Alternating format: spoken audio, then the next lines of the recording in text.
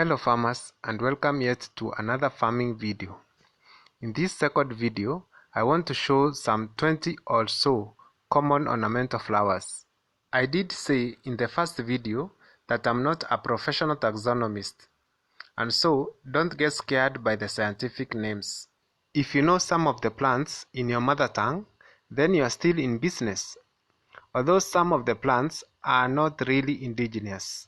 Durians provide nice shiny leaves and a unique flower shape. It's not only white, but there are other shades of colors. Mostly, it's grown as a prestigious household pot plant.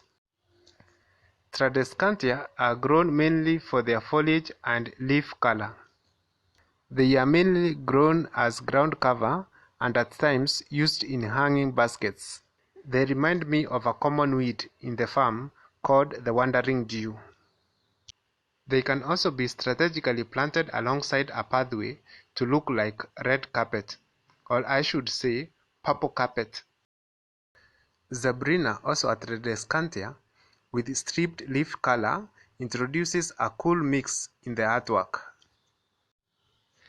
just like a zebra in the animal kingdom. As part of the maintenance, you can trim the ends to control their spread. Spadacea also has different colors on top and a deeper one at the bottom. In shady conditions, the colors are more intense. This one actually comes out very nice when potted. Now, if you are keen in Tradescantias, the part of the stem that touches the moist soils tends to root relatively easy, and that can be used for propagation. Aloe presents a wide range of ornamental flowers for your garden. I know most farmers are aware of the famous Aloe Vera, but there are others, also with unique leaf colors and pattern, making them blend effortlessly in the flower garden. One more thing, if you are doing landscaping in arid areas or with water-stressed soils, aloes will perform okay, plus they don't have as many pests and diseases. Aloes have many medicinal benefits that they provide to both to humans and livestock. Someday I will make a video on medicinal plants, and you can be sure this will be one of the items. Agave or scissors also are used as ornamental flowers too. Just as the aloe group, scissors also display similar theme in landscaping, but in a more amplified manner. They offer a wide range of leaf color, making them blend with other ornamentals and at times stand out.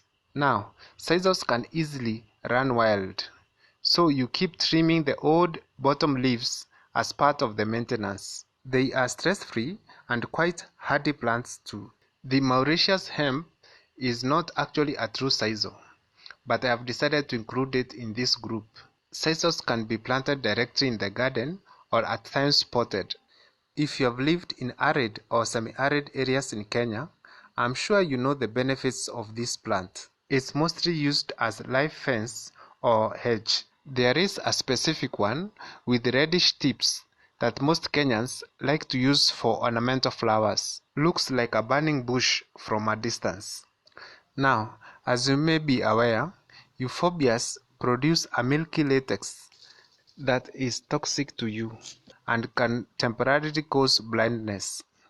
That stuff really tastes nasty, but some animals don't care. In fact, it's their favorite snack. The plant reminds me when I was in lower primary school.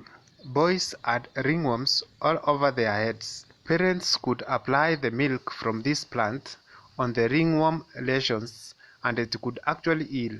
I kid you not. I think it has some antifungal properties too. Affected boys could not shave, as it would leave the head with conspicuous patches like football. You would lose most friends, especially the girls, and this was very tragic.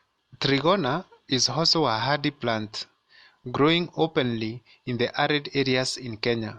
It can be potted to fit your collection of flowers. The target here is the plant shape and not the flower or the leaf.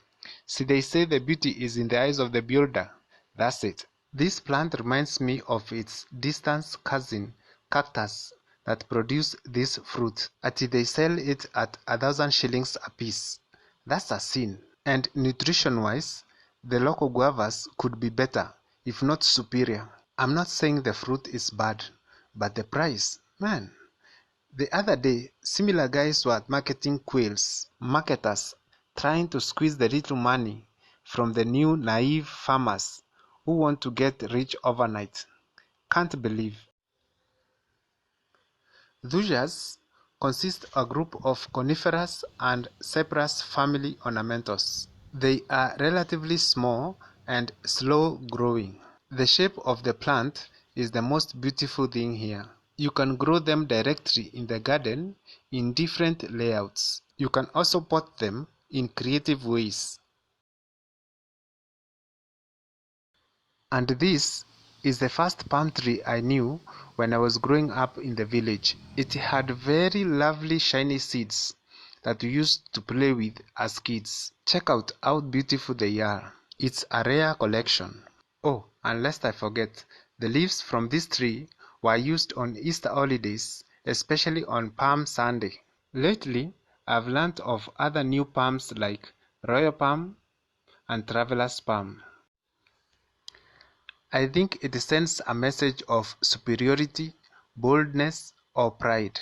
Yeah, that's right. Ornamental flowers in landscaping can have a message or mood, the stuff that you read in high school in literature classes. Sago palm is not a true palm. It's actually a cycad, and it's known to be poisonous if ingested. It offers a nice leaf pattern in your mix. It has strong and rather tough leaves. Beautiful but dangerous for your eyes only. In Kenya, it's one of those expensive flowers grown for prestige in five-star hotels. Now, it is possible to pot palms to be used indoors or on pathways. I know of two types of coconut in Kenya, the dwarf and the tall variety. Both can still be used as ornamental flowers and fruit at some point. One thing I forgot to mention, as a landscaper, if you expect a plant to grow to a big tree next to buildings, please provide for the necessary clearance with respect to canopy and the roots. I have seen guys planting trees next to power lines just to be frustrated by Kenya Power guys. If you want to use the palm theme indoors, you can also decide to use ferns, which provide a similar leaf pattern in areas with less sunlight. Ferns will also work well in hanging baskets. And finally, I'll talk about succulents. There are many succulents used in landscaping, bringing a mix of colors and shape. They are easy to propagate from cuttings and maintain. They can work with other types like aloe that I have covered before in your garden if you are in arid areas. Succulents can also be potted for indoor beauty. Check out how they have been used along this hedge. Speaking of hedge, I think the next video should be on hedges and live fences.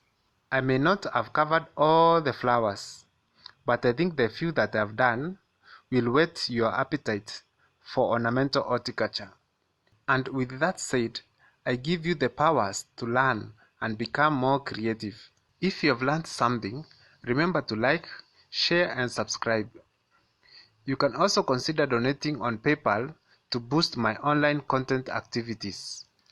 Thank you for watching. See you in the next video and God bless you.